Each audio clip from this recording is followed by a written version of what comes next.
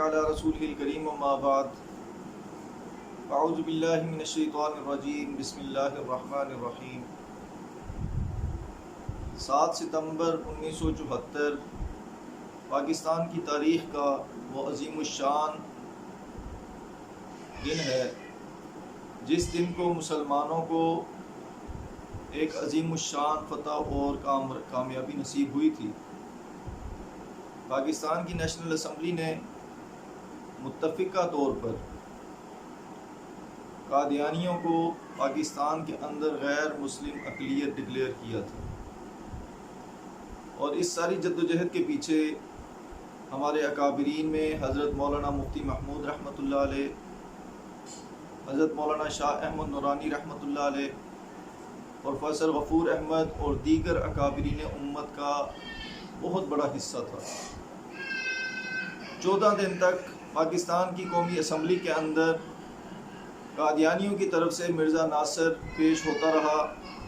اور مسلمانوں کی طرف سے حضرت مولانا مفتی محمود رحمۃ اللہ علیہ نے مسلمانوں کی نمائندگی کی۔ 14 دن تک مسلسل بحث اور مناظرے کے بعد، بحث مباحثے کے بعد پاکستان کی قومی اسمبلی نے 7 ستمبر کو متفقہ طور پر قادیانیوں کو غیر مسلم اقلیت قرار دے دیا۔ اس سے پہلے پاکستان بننے کے صرف 6 سال کے بعد آپ حضرات جانتے ہیں کہ 1953 کے اندر مسلمانوں نے ایک تحریک شروع کی، تحریک ختم نبوت کے عنوان سے، اور اس تحریک کے اندر پورے پاکستان کے اندر 20,000 سے زیادہ مسلمانوں نے جام شہادت نوش کیا، اور مطالبہ کیا تھا کہ پاکستان کے اندر ختم نبوت کا قانون پاس ہو جائے۔ لیکن چونکہ اسمبلی کے اندر مسلمانوں کی نمائندگی نہیں تھی، ہمارے علماء کرام موجود نہیں تھے، اس لیے اس وقت اتنی بڑی قربانی دینے کے بعد بھی سیاسی طور پر غیر مستحکم ہونے کی وجہ سے، مضبوط نہ ہونے کی وجہ سے ہمیں کامیابی دیکھنا نصیب نہ ہوئی۔ گویا کہ امت کا اتنا بڑا نقصان بھی ہوا اور پھر بھی مسئلہ حل نہ ہوا۔ لیکن 1974 کے اندر جب یہ مسئلہ دوبارہ اجاگر ہوا، دوبارہ اٹھایا گیا، تو ہمارے اکابرین چونکہ اسمبلی کے اندر موجود تھے، ہماری سیاسی قیادت اسمبلی کے اندر موجود تھی، اور سڑکوں کے اوپر حضرت مولانا یوسف بن نوری رحمۃ اللہ علیہ عالمی مجلس تحفظ ختم نبوت کے امیر ہونے کی حیثیت سے پوری امت کی نمائندگی کر رہے تھے، اور امت کے تمام طبقات، بریلوی، دیوبندی، اہل حدیث اکٹھے ہو کر اس جد و جہد میں شامل تھے، اور بالآخر ہم نے دیکھا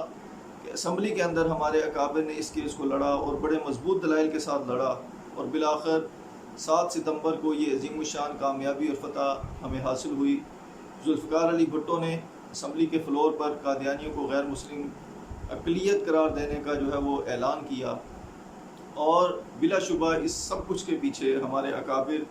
حضرت مولانا مفتی محمود رحمۃ اللہ علیہ، حضرت مولانا شاہ احمد نورانی رحمۃ اللہ علیہ اور دیگر اکابر کا اس میں بھرپور حصہ ہے، بھرپور کردار ہے۔ آج میری اور آپ کی، ہم سب کی یہ ذمہ داری ہے کہ اس دن کو ہم یوم فتح کے طور پر پوری امت مسلمہ چونکہ منا رہی ہے، ہم بھی اس دن کو بطور خوشی کے یوم فتح کے طور پر منائیں، اور یہ تہیہ کریں آج کے دن، اس دن کی مناسبت سے، کہ ہم ختم نبوت کی خاطر جہاں تک بھی ہمیں جانا پڑا، جس حد تک بھی ہمیں قربانی دینی پڑی، سرکار دو عالم صلی اللہ علیہ وسلم کی ناموس، سرکار دو عالم صلی اللہ علیہ وسلم کی عزت کی خاطر ہمیں جو کچھ بھی قربان کرنا پڑا ہم کریں گے، لیکن حضور کی ختم نبوت پر آنچ نہیں آنے دیں گے۔ یہی آج کے دن کا ہمارا ایک عہد ہے، ایک پیغام ہے۔ اللہ رب العزت سے دعا ہے کہ اللہ رب العزت ہمیں عمل کرنے کی توفیق عطا فرمائے، اور حضور نبی کریم صلی اللہ علیہ وسلم کی ختم نبوت کے عظیم الشان مقصد کے ساتھ جڑ جانے کی، آپ کی ختم نبوت کے تحفظ کرنے کی ہمیں توفیق عطا فرمائے۔ وما علینا الا البلاغ، وآخر دعوانا الحمد للہ۔